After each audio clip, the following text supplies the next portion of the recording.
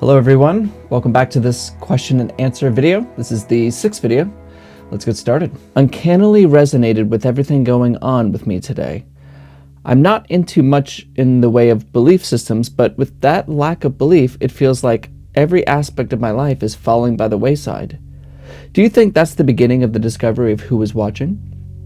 Good night, Nathan, and thanks from the Italian Alps. Yeah, everything that we do, everything that we talk about and work around is belief. Like, we believe that I'm here and you're there. We believe the earth is round.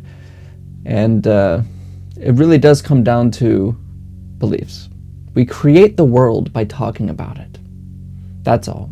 So when you start to see through this illusion or see through that process, then yes, it can feel like everything that you hold dear falls apart. Or rather, the things that we hold on to, like beliefs in other things that may not be true, or beliefs in ourselves, beliefs about other people, they all go away. So both the good and the bad fall away. But what's left is peace and freedom. And those words aren't even enough to describe it. It's kind of like a menu. A menu describes the dinner, right? We go to a restaurant and we read the menu. That's a description of the dinner. We don't eat the menu thinking that we're getting at the dinner. The menu is just a description. And our beliefs and everything we can say about anything at all is like the menu. It is a world of symbols, of ideas. And they're useful and important. Don't get me wrong. But it does not necessarily make them the thing. They are not in themselves reality. It's very difficult to describe what an apple tastes like to somebody who's never had an apple. They have to eat it. And so when you leave your beliefs alone and you just rest with this moment as it is, without talking about it, without subconsciously thinking about it, without making a thing about it, what's left? And in the beginning, it can feel like this rift is happening in your life, and it can be unsettling. So if it's too unsettling, don't push it too hard. Just come back, whatever, and then just kind of do it again. And then if it's too much, come back.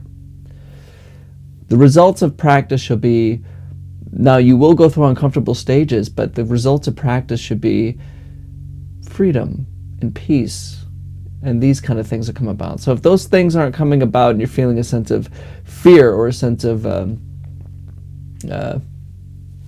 not doing well, then you're probably pushing too hard and you're probably going in the wrong direction. So yes, good and bad beliefs will fall by the wayside, but just keep practicing. If peace shows up, let peace show up. And don't cling to any of them. That's the practice. Cow, Nathan. Thank you so much. I have a question. When you talk about that there is something which is noticing, which is not the brain, not our thoughts, it comes to my mind that all our sensations of our body are just noticeable because of our nervous system, which is connected to our brain, to our thalamus, which makes it even possible to notice sensations like body sensations and sound. So the thalamus is called the door of consciousness, which is located in the brain, which is in the head. You say you put your attention to our lower belly, or where we notice the breath the most. I can do it, but in the end, everything that notices is sitting in the brain through the nervous system and the thalamus. Yes. Somehow I have an idea what you mean with there's a higher awareness, which is not the brain sitting, but at the same time, this neuroanatomy comes to mind. I'm curious what you think about that. It is vitally, vitally important to understand that this practice has nothing to do with ontology, basically what there is. From your experience right now looking at this video, you have no idea that you have a brain. I'm sorry, there's no indication that there's a brain, right? A brain is something you learn from somebody else, or you've seen a brain, or you understand it through learning. But from the immediacy of experience, there's no brain in your experience. So it's important to make this distinction here, because you can get really caught up.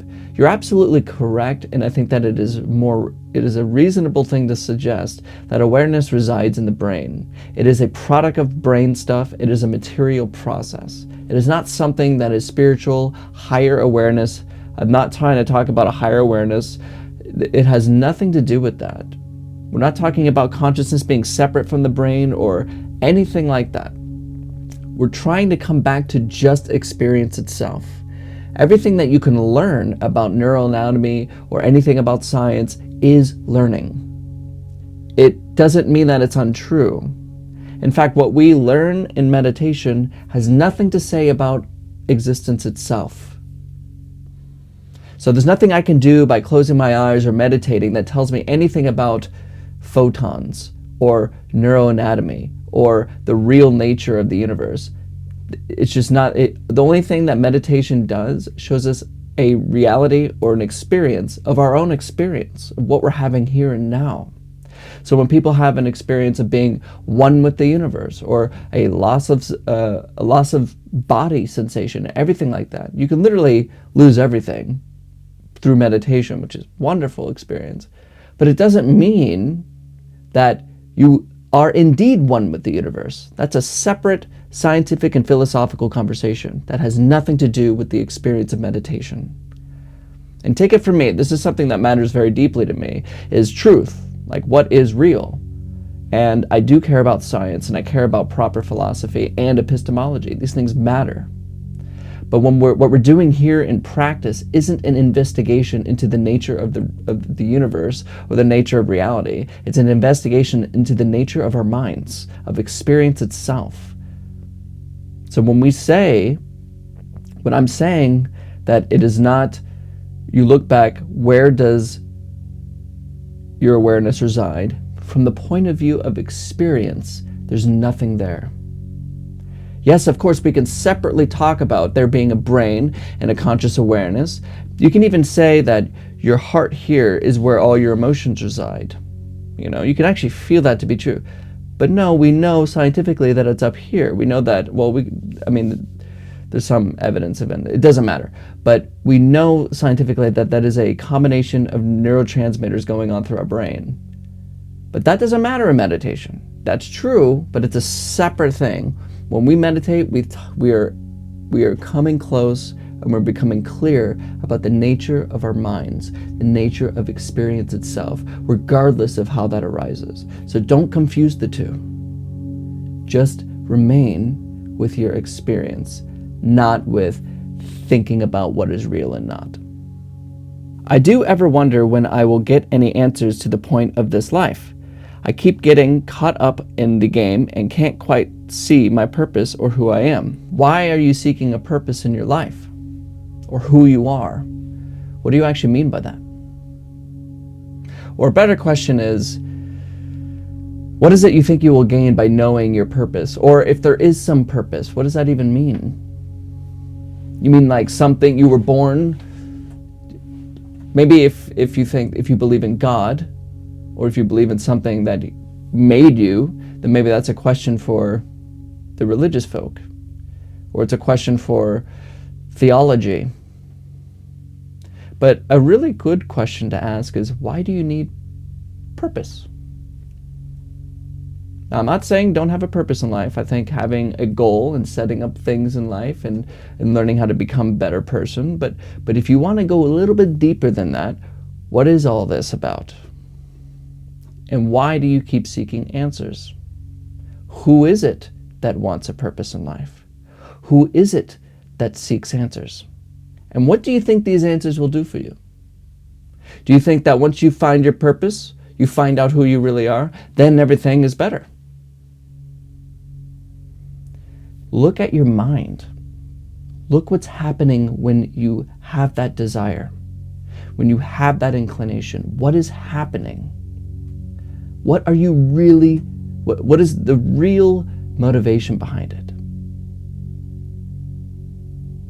Is it wrong for me to say the real motivation behind that is still this need for something other than this moment?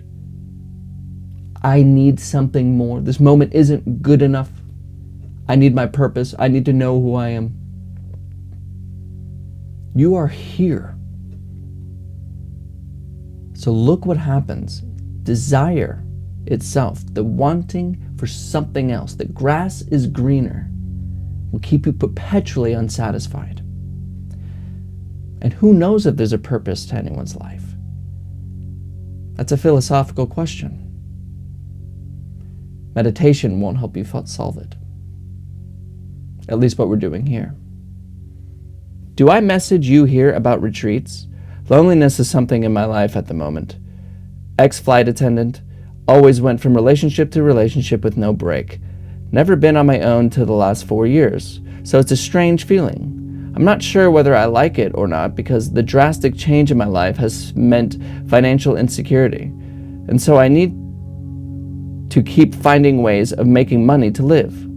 But I want to be free of all this and just spend more time alone.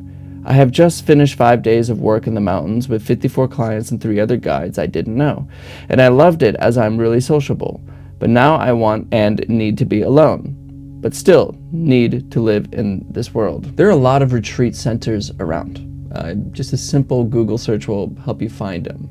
But it seems like you said you want to spend more time alone, and that is really important. A big part of my practice was just spending time alone, but really alone. And if you're not familiar with retreats, I would first get familiar with meditation. Like really get familiar with meditation. Because in your message or your question seems to indicate that you need this and you need that. You need to live in the world, but then you really need to be alone, and there's just all this conflict. How much time are you actually spending with each breath? How much time are you actually knowing what it is like to not be lost in thinking all the time? To not be lost in your desires and your wants and the things you think you need and the problems and the issues and my this, my that, this, that. How often are you doing that on a day-to-day basis? My suggestion to you would really be to take 5 minutes. Just begin by making it regular. Even if I know you can carve out some time. 5 minutes of just leaving thinking alone. Trust me, I understand what it is like to be in the middle of a whole bunch of people but need to be alone, even being social. I'm actually not the most social person, but the need to be alone is ever present. But a lot of the times it's because I'm being attached. I'm attaching to this voice in my head that's saying, I need this, I need that.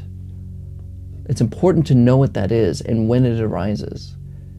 Because we don't want to be following our mind all the time of what I need and my problems and my wishes and my things. So for you, I would suggest just practice. If you really want to do a retreat, if you live alone, you can practice alone. And especially if you're feeling lonely, that is a great way to find out what loneliness really is. What is it like to be lonely? Where is it? What is it? You don't want to follow your thoughts about what you need and what you don't have and what you want to get. That's just going to find more problems of suffering. You're just going to be unsatisfied. And I've heard a few of your questions, and I really think you need to just sit down and be mindful of breathing. Really, really know. Not just, I think I know it, but then I need to go over here and then, but what about really know what it is like to leave thinking alone? Like 200 breaths, attentive to it. In and out. Yeah, but I want to come back. In and out. Stay with breathing. Do that daily. Daily. And once you can get the hang of that, then you should do a retreat. Because a retreat is intense. A retreat is doing that for 12 to 18 hours a day. I have a video on it. I don't know if you've seen it. But it's 12 to 18 hours a day. So just practice. Just learn what it's like to let go of this mind that needs this, that, and the other, that seeks something other than this moment.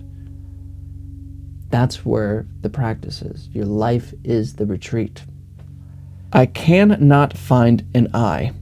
But when attention is on thoughts and you give a gentle reminder to bring attention back to breath, how does that happen? There is no one to direct attention, but attention moves. Utterly mysterious, isn't it? See, attention moves. But we say, I move attention. Okay, where is it? I don't have an answer for you. The question, what am I, when you actually turn to look, if it creates more questions like the one you asked, you're still going back to thinking. You're like, yeah, but what is that then really? Well, what is the mechanism? So you know how that works? Is that really dual or non-dual practice? I think it's dual practice. Just the moment you see nothing, the moment you turn, there's no I, stay there. Your mind will start talking about that experience then. It'll start saying like, oh, this is it. This is enlightenment. Yeah, but what about this idea? But oh, wait. Oh, I think I should just do this all the time. You know, just stay there. What am I? Nothing. And then you start thinking about something and then come back. This question you ask, how does it work? I don't know. It's utter mystery. But we stay there. We stay don't know. Stay don't know. And if you're mindful, you'll see that this is the answer to problems. This is the answer you've been looking for. It's a non-answer. What are you? Don't get involved in the thinking and the mechanics. It's not going to help you. How is it that the attention moves? That's not going to help you. What are you? Hey Nathan, thank you for sharing this. I'm new and I'm really interested in just growing and feeling better. I'm from Spain, see how far you can go, and I wanted to ask you about breathing. It's been a while since I started meditating, and at the beginning I was questioning a lot of unnecessary things like, am I in the right position? Should I place my back like this? What if I'm doing it wrong? And within the sea of questions, there has always been the breath. What kind of breathing do you recommend? I usually breathe from the diaphragm because I get used to it and because I understand it is better. Although what is better and worse in whose eyes? Exactly. Ha ha ha. What do you think? Thank you so much. Have a great day. How are you breathing right now? That's the best breathing. You said when you started meditating, you started asking unnecessary questions like this and that. How is my back? How's my position? Am I doing it right? Another unnecessary question is, how do I breathe correctly? Stop. You gotta let go of the control freak. The one who's trying to control the meditation, control the mind, control the breath. No. You can almost say, hello, breath. When you sit down in meditation, you sit down and say, hello, breath. What kind of breathing do you want to do? And you watch what it does. Not the other way, like I should be breathing. No. What is it doing already? And just do that. If it's shallow breathing, it's shallow breathing. If it's deep breathing, it's deep breathing. If it's quick, if it's slow, if it's this, if it's that, doesn't matter. You let it happen. There's no control needed. Don't waste your time with if you're breathing correctly as well. You're right about the other unnecessary questions. Drop this one too. We begin meditation by noticing what is and accepting what is, allowing everything to be just as it is, including your breath and including your thoughts. So just drop the question entirely. How are you breathing now? That's the answer. Please, can you explain more about the screen? Right now you're looking at a screen. You see me on the screen, you see my hands, whatever, but nothing I'm doing right now can affect the actual screen. Like you can go up and tap on your screen, that's not touched. You can turn the video off and turn off the computer, turn off the phone, the screen stays. So it doesn't matter what happens on the screen itself remains. And that's the same with awareness. It's the same with who you are, what you are. There's all of this stuff going on. There's really all we know through experience is consciousness or awareness and the contents. That's it. Everything else is epistemology. It's learning about stuff. So it's just an analogy for our minds. What happens on the screen doesn't affect the screen itself. If the screen has fire, if the screen has water, no flood happens, no fire happens to the screen. The screen is untouched, and that is you. Only because we're so bamboozled by what's on the screen, we're trying to seek happiness and enlightenment and well-being through the contents of the screen. That's why we seek a better life, a new car, a girlfriend, boyfriend, problems, meditation, this, that. It's not going to help you. You are the screen. You always are. Yeah, I asked this recently in a video, but what is the one thing that has not changed throughout your life? When you were born to when you die, there's something that has not changed. You've grown up, you've changed your personalities, things have happened, you've gotten hurt, you fell in love, whatever, but there's one thing that has seen all of it. Stay there. And that's the screen. Can you please talk about processing emotions with the frame as a meditative process? Thanks for considering. Well, with meditation, we let go of all emotion. We leave it alone. We watch it. We don't push it away. We don't run from it. But we also don't cling on to it either. We watch it. What is it? What is anxiety? What is grief? What is anger? We leave it. Let it happen. Where does it come from? Where does it go? I think a lot of people don't like meditation because it really is shining a spotlight on things. It's like, really look. Where are your real problems? Really look. You know? Emotions, we're not processing emotions. Usually when you process emotions, you're thinking about them. Where does this come from? How do I feel about this? Well, I feel like that. It can be very useful. It can be very psychologically beneficial. But that's not what we're doing in practice. Practice, we're looking directly at it. What is it, really? Where does it come from? Not where does it come from like, oh, it comes from my inability to do this, and not like that. But literally from the experience of it, where does it come from? Where does it go? What does it feel like? Where does it feel? Not thinking about it, but experiencing it. Is it okay to use meditation as a form of relief from grief, or is that too self-serving? If grief is destroying your life, then yes. But there are times like when people die and things change in a deep way, it's not bad to feel. Like, you don't need to run from things. If you had a pill that can just solve your problems, say like eventually we give you this pill that can just take away grief immediately. And let's say your mother dies or somebody dies right in front of you or very close to you, something horrible happens. You just take this pill, oh, okay, whatever. Would you really want that? It's okay to feel. It's okay to be in grief. In fact, it's a good thing. You are allowed to be in grief. But now if it's 20 years down the road and you still can't get over this thing, or if it's 10 years, 5 years down the road and you're still just deeply and depressed and in grief, then yes, you should let it go. You should learn to meditate. Because meditation is looking at what it really is, looking at it clearly and leaving it alone. Not to get rid of it, but just to notice what it is, to see the mechanics of the mind working. So yes, in that sense, it's worth using meditation to let go of grief. Self-serving. Meditation isn't self-serving ever. In fact, it's really important that practice is for everyone else. And you are part of that everyone else. See? Practice is about making humanity a better thing. Like, we're not practicing for me, for this I. There is no I. There is no you either.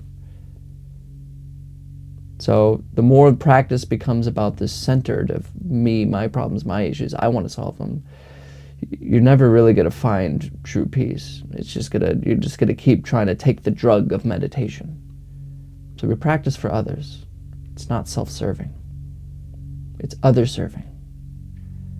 It's waking up. Is who am I a seeking? It's more of a discovery. You know, it's more of a, is this really here? You know, there's a parable, not a parable, there's a story that Indian culture has said for a long time in regards to meditation, which is if you're walking in a path in the woods at night and you see a snake across the road, you'll be afraid of it, right? And meditation is really going up to see that it's actually just a rope in the road. We think it's a snake because we can't see it, it's a little obscure, but when we just go up and look at it, oh, that's what it is. And so the action of going and looking at it, you can call it a seeking, but it's not really a seeking, it's more of a genuine inquiry. Like, is that what I think it is? Is there an I here? what am I? So in a sense, you can twist it to be a seeking, but it's not really. It's more of, what is it in the first place? It's a curiosity. Not an achievement, but a curiosity. Hi Nathan, I have a question. In our daily activities, should we return our attention back to breathing when we get lost in thoughts, or do self-inquiry and direct intention toward the thinker? Does returning our attention to breathing considered dual practice, while towards the thinker considered non-dual practice? Please clarify how exactly we should practice in our daily activities. Thanks for the answers and practice. When we are paying attention to the breath, it feels like I'm up here, that breath's down there, and there's something doing that action. So we call that dual. When we let go of the sense of self by looking at what am I, it's non-dual. What kind of, by the way you ask the question, and I could be wrong about this, I think spending time to know what it's really like to leave thinking alone is important. So during your day, remain with breathing. Come back to the breath. Know what it's like to be having thoughts happening, but not being attached to them. Because then this question won't really arise. Oh, well, should I be doing this or that kind of question? But then what I could say, but he said to do it like this, and then what? As long as you're not following thinking, that is practice. Do that first. Sometimes it can be, I will say that you can go too quickly into what am I. I think that it really is important to develop a sense of mindfulness before we turn attention and say, what is this? What am I? Because it can be confusing. And I think this is a bit of a representation how that confusion can come about. It's like, oh, which one should I do? And you should really, it's not really the right question. So I think just learn to leave thinking alone, and using the breath is a really good way to do that. You can also use sounds. You can listen to sounds. You can lose it. Anything that's present, you leave thinking alone. So return to the breath. Do that. Don't worry about what am I right now. Know what it is like to truly leave thought alone when thinking arises, leaving it alone. Know what it's like to not continuously be lost in thought. Do that first. Develop that. That would be my suggestion for you. Is there a time of day that is best for meditation? Or asked a different way, are there any times to avoid, i.e. right after a meal or before bed, or the time makes no difference? That's actually a really good question. In my experience, meditating right after eating is a little difficult. Having a full stomach kind of makes you lethargic and difficult to kind of pay attention. It's best, in my opinion, to practice with an empty stomach, like in the morning is a really good time, or when you're doing like a formal, and you're going to sit for an hour or 30 minutes, that's a really good thing to do, is to kind of have an empty stomach. And you also want to find the time of day where you feel most awake, especially if you're trying to develop a daily practice, like a consistency in your practice. Finding the time of day that is where you're most awake is a great place to begin that consistency. And of course, not eating is a good time. But in the end, the deep answer to this question, of course, is now. When should I meditate? It's now, always, right? So when you're trying to develop a formal practice, yeah, there are things. You don't really want to practice after eating. You don't want to practice when you're exhausted, like before bed. There's times for that. Like if you do a deep retreat practice, we would get up in the middle of the night and practice, or sleep only 3 hours a night and practice all day. But that's not really necessary. Just practice now, but try to find the time where you're most awake, you feel most awake, and do it regularly at the same time. That's important. You don't want to kind of do it when you find time in between things. You want to do it 12 o'clock, that's when I'm doing it, every day. If I'm tired or if I'm not, I'm doing it, because that's when I feel the most awake. Just the consistency matters about it, and when you do it. And of course, having an empty stomach is a great idea. And drink a coffee beforehand. That really helps. I like drinking coffee before my meditation practices. In Japan, they would drink matcha before meditation. It's just great to have a little caffeine boost beforehand. But not needed. Hey, I'm new to your channel. I want to know, why do you suggest to keep our eyes open? What does it add to our meditation? It doesn't add much. It's just another tool you can use to notice whether or not you're lost in thought. Because when we're thinking, we lose our eyes, we lose our ears, we lose our tongue, we lose our nose, we lose our body sensations. We all know this. Like, you ever had to go drive somewhere without music to distract you, or even with music, and then all of a sudden you arrive and you're like, what the heck happened? How did I even get here? I totally forgot what I was doing. Because you were thinking about dinner and your plans and your worries and your troubles and things that you have to get done and things you didn't get done and the things that your financial problems, your things in the bank. We're not seeing. So when you're practicing meditation and you notice that the floor is no longer being noticed, because you notice the floor, you notice the sounds, you notice the taste, touch, all experience. When you notice the floor is gone, you're probably thinking. It's just another tool. Also, another important point is to recognize that meditation isn't left on the cushion. You don't do meditation for a particular time of your day, then go on with the rest of your life. We really want to blur this self-created line we make between formal practice and the rest of our day. Meditation, you can almost say, is like this, like a formal practice is more this kind of concentrated, focused area of practice, but really you want that to translate to every part of our day. And during the day, our eyes are open. We're talking, we're engaging, we're thinking, we're doing this, we're doing that, and our eyes are open. And so when you should practice with your eyes open, so the insights of meditation are far more available to us. But if you practice with your eyes closed, you can. There's no problem doing that. In fact, yeah, there's really no problem doing it. Try both ways, see what works. Thank you. We are here to learn who we really are and to learn to be always present in all circumstances of my life. That is what I am understanding now. Is that correct? Why is it so hard to keep my eyes open? Is it better? We're learning to leave thinking alone. That's what we're doing. Everything else is for you to see for yourself. I'm not going to tell you what happens after that. But to really leave thinking alone. That's what it's about. Having some goal, like, okay, so you're trying to put this package into meditation. Okay, so this is what we're doing. We're trying to figure out what we really are and then learn to be present in each moment. And then, but this is all this thinking, right? This is all just like, so I can write it down on a paper and turn it in, you know. Practice is now, this moment, right here, this one.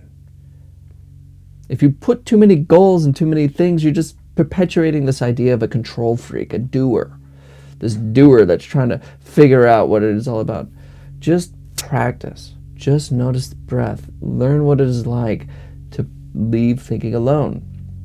That is utmost importance. All the other stuff will come and you'll see for yourself what it's about.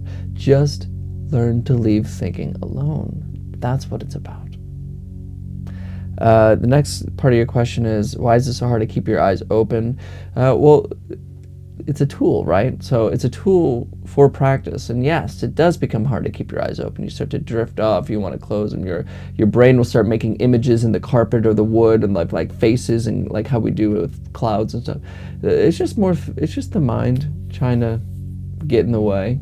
So if you need to close your eyes, just close your eyes. I actually do that all the time. When I'm practicing on my own and, you know, I get tired or my eyes are just like this, you know, like, you know, we have all gone through that. I just close them. Like, I'm not gonna, you don't want to force too much, you know, and then when the eyes want to open, I just let them open. But I'm not gonna, you know, like, only eyes open, no exceptions. And like, you know, like, just close your eyes when you want to close your eyes. It's no problem. The thing is, are you paying attention to your thoughts about your eyes? Are you thinking about how you can't keep your eyes open? Are you worried that you can't keep your eyes open? Or are you doing meditation properly? Or what about that thing you forgot to do on the to-do list and you forgot to email that person back? And then what about dinner? That's where, are you here? Are you leaving thoughts alone? That's the practice. So close your eyes when you want to. Keep them open when you want to. Don't make a thing of it. Don't think about it. Thanks for this. I have a question to ask, along with some sharing to do, if that's okay. How does one find a routine?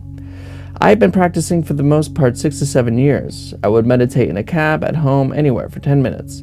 On occasion, I would do a 30 to 45 minute practice when I would hear someone else speak of it and feel inspired. And it would be beautiful. Yet every day to show up takes effort. In some phases, I don't even feel the effects of meditation for months, as if my headspace has overridden its effect, or that I'm doing it superficially.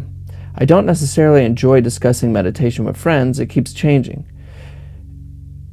It isn't possible for me to show up at the exact same hour in the morning, although I meditate an average of 6 days a week. I would just like to know how I can help myself grow. Really appreciate this channel and its 10 to 20 minute uploads. This is helpful right now. Yeah, what you're explaining is a big challenge for meditators, especially if you have a schedule where you can't do something regularly. You can't show up at the same hour.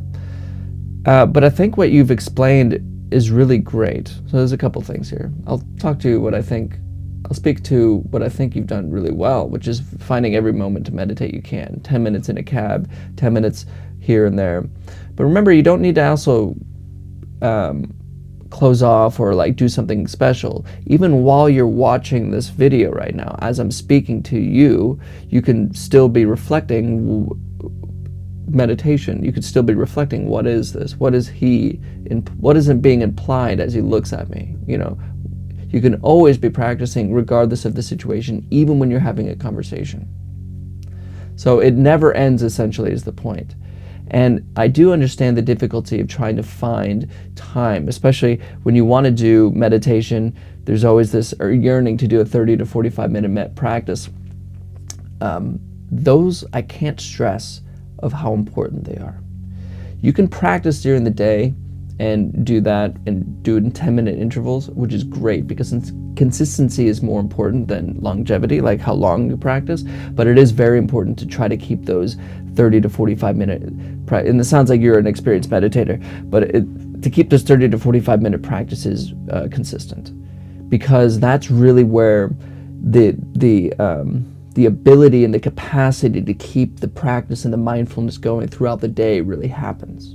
If you're just kind of hitting it here and there, you're going to find trouble, And you're absolutely right about how it feels like your mind just kind of overtakes you, and it feels like you become less inclined to meditate, and that is true. So I know you say you can't find time to do a 30 to 45 minute practice. So then I would say make time.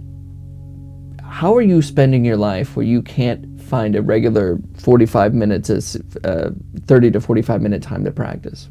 A lot of the times, if you look closely at your life, now I'm not saying this is true of you, you could be totally right. I find with myself, when I say that I'm too busy to do something, there are things that I'm doing that is just a time waster, like watching a YouTube video or playing a video game, or it's like I could take that away and added practice there. And it's important. It really is important. So keep it up, though. Good for you. Keep that practice going. You're exactly what it is about. 10 minutes here and there whenever you can. Practicing in every moment. Remember that. Your breath is always with you. As Ajahn Chah would say, if you have time to breathe, you have time to practice. So it's not all about the formal meditation practice. However, it is important, especially I can talk to you this way because you seem like an experienced meditator. Doing those 45-minute practices are important, and I know you know that. So the more you do it, the more this gift of awareness opens up. And that's what I think you should try to find some time. Try to find any kind of time waster and just remove it. See, there's probably one thing in your life you can be like, you know what, I'm going to just give myself 30 minutes here. For me, I just wake up 30 minutes earlier. Actually, I wake up an hour and a half earlier to do it. Because then my day gets started and I can't practice. So I wake up an hour and a half earlier to meditate. But, and that's before I do videos or after I do videos. So anyway, don't worry though, don't push too hard and don't beat yourself up. This is very normal for a practitioner. This happens, and this is the challenge. But I promise you can do it. You will find a way.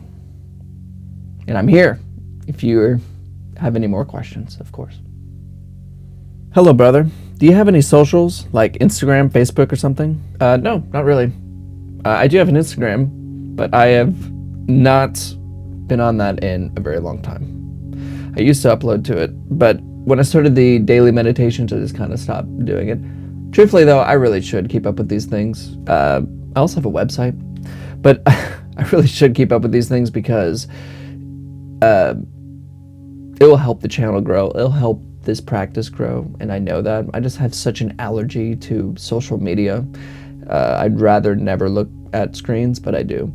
So, you know, yeah, I do, but I don't, and I should. So maybe I can get a social media manager. When you said we can detach from the future but plan by being in present, are we still thinking of the future and not being in the present, even if it's momentarily done? The truth is, we're never not in the present moment. So when you think about the future to plan for it, you're still here and now. You're just doing it here. You're never in the past. You're just thinking about it. The past and the future only exist as thoughts now. So that's a realization too that you can have.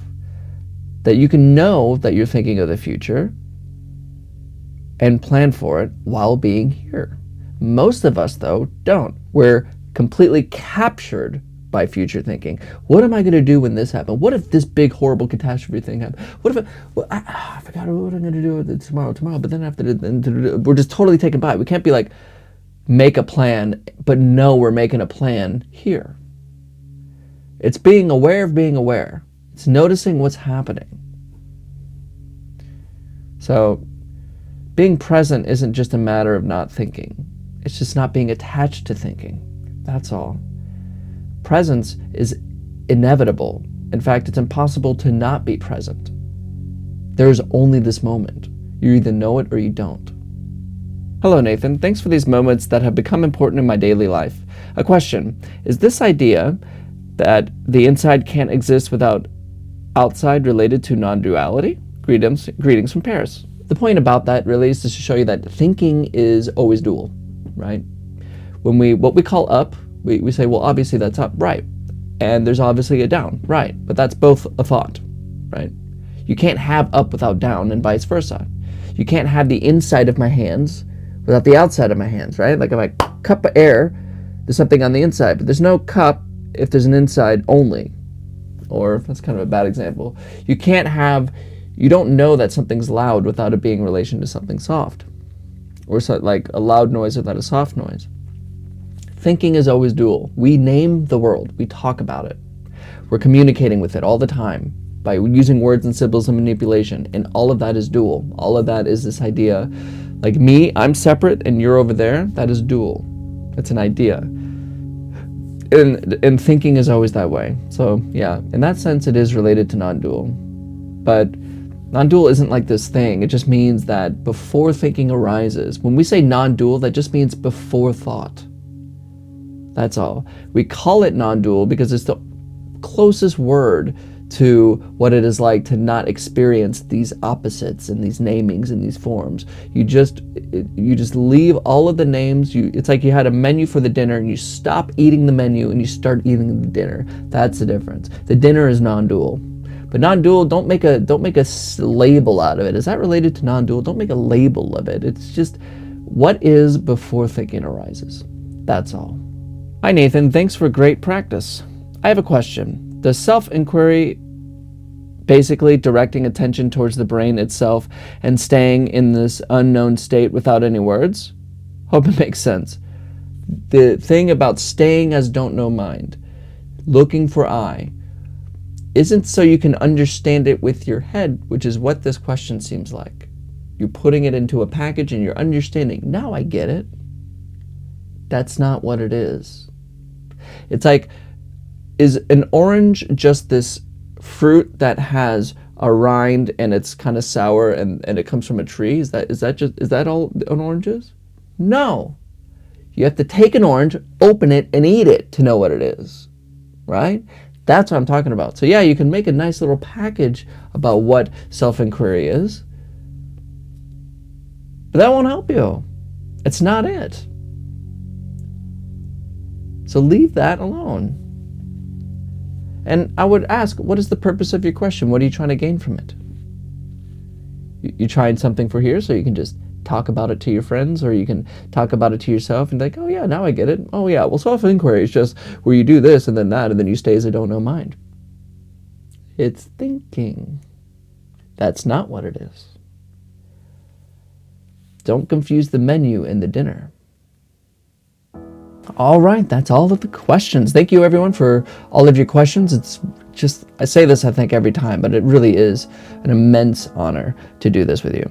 I am a fellow student in this practice and just trying to navigate my own way through meditation. And so it's just wonderful to be able to do this with others and to really practice together.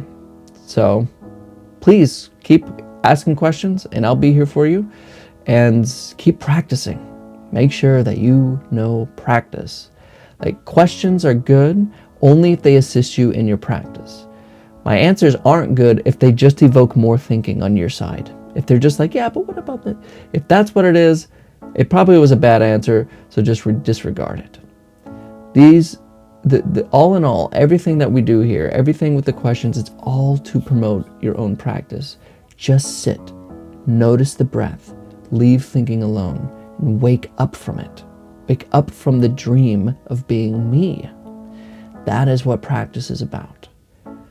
These questions or these answers are here to help you with that process, but if they only evoke more thinking and you have more, just disregard it. Just practice. I promise you the answers come from silence. All the questions you have, they come from silence. So just practice. And of course, if you're new here, if you've actually made it all the way through this video, I post a video every single day like this. Not like this, sorry. I post a video, a guided meditation every single day. So if you're interested, join the Attentive Mind and I'll be here for you. But that said, thank you for everyone for showing up. It's always an honor. And as always, I'll see you tomorrow. I got nothing to worry about when you're by my side.